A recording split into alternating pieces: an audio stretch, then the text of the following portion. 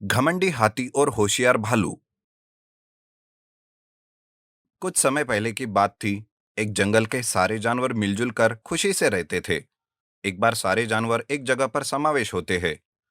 वहाँ हाथी, भालू, लोमड़ी, हिरन, भेड़िया, खरगोश, बंदर, इस तरह के सारे जानवर एक जगह इकट्ठा होकर रहते हैं।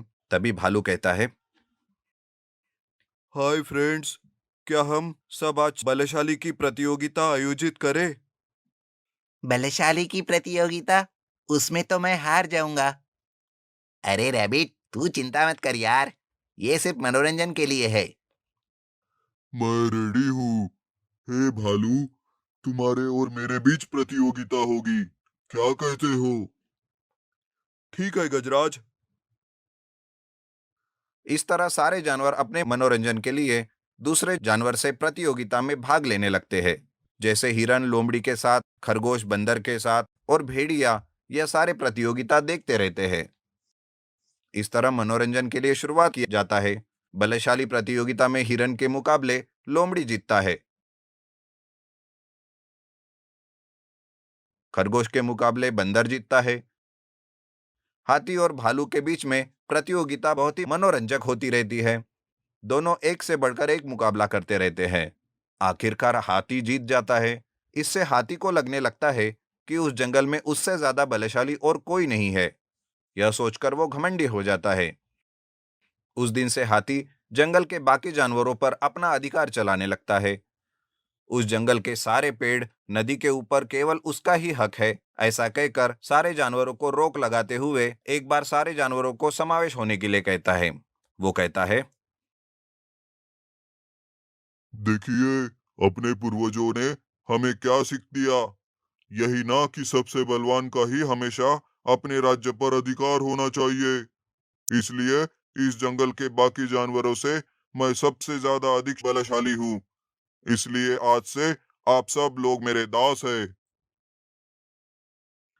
हाथी की यह बात सुनकर भालू कहता है, लेकिन गजराज, वो परीक्षा तो हमने ऐसे ही मनोरंजन के लिए की थी ना। लेकिन मैंने सीरियसली लिया है।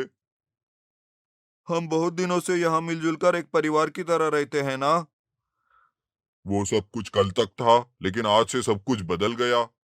अगर आपको नदी से पानी पीना है तो मेरे अनुमति के बगैर नहीं पी सकोगे। उस समय से सारे जानवर हाथी की बात मानकर जैसे हाथी कहता है वैसे ही करने लगे। नदी से पानी पीने से पहले गजराज को कुछ ना कुछ भेंट देकर ही नदी का पानी पीना पड़ता था। इस तरह एक एक जानवर गन्ने, फल, आलू या इस तरह की कुछ चीजें गजराज को देकर उसकी सेवा करते हुए अपनी प्यास बुझाते थे। इस तरह गजराज के रूल्स दिन ब दिन बढ़ते ही जा रहे थे। एक दिन गजराज कहता है, आप लोगों में से हर दिन एक जानवर मेरे लिए आहार लेकर आएगा। ये बात सुनकर सारे जानवर अपने लिए शिकार करके आहार ढूंढने के साथ साथ हर दिन गजराज के लिए भी आहार लेकर आते हैं। इस तरह थोड़े दिन गुजरने के बाद भालू ने सोचा कि किसी तरह इस हाथी को सबक सिखाना पड़ेगा। इसलिए सारे जानवर को वो फिर से बुलाता है और कहता है, माय डियर फ्रेंड्स, पिछली बार हमने बल परीक्षा का आयोजन किया था, जिसमें गजराज को अधिकार दिया गया। इस बार हम दौड़ प्रतियोगिता आयोजित करेंगे। देखते हैं इस बार कौन जीतता है। इस तरह दौड़ प्रतियोगिता का आयोजन किया जाता है। इस प्रतियोगिता में सबसे तेज भागकर सबसे छोटा जानवर खरगोश विजेता बनता है और सबसे आखिर में हाथी आता है। खरगोश कहता है, हे, मैं जीत गया, मैं जीत गया। अभी मैं इस जंगल का राजा हूँ और आप सब मेरे दास हो।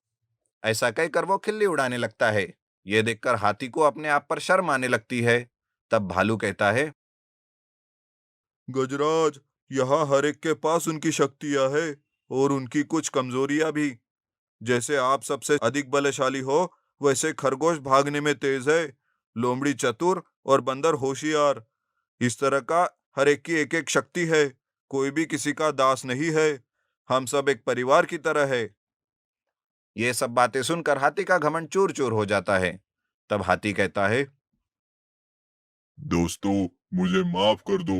मैं सबसे अधिक बलशाली हूँ, इस घमंड से मैं आपको बहुत नीचा समझने लगा और आपको बहुत कष्ट दिया। ये सुनकर सारे जानवर गजराज को माफ करके पहले की तरह सब मिलजुल कर रहने लगते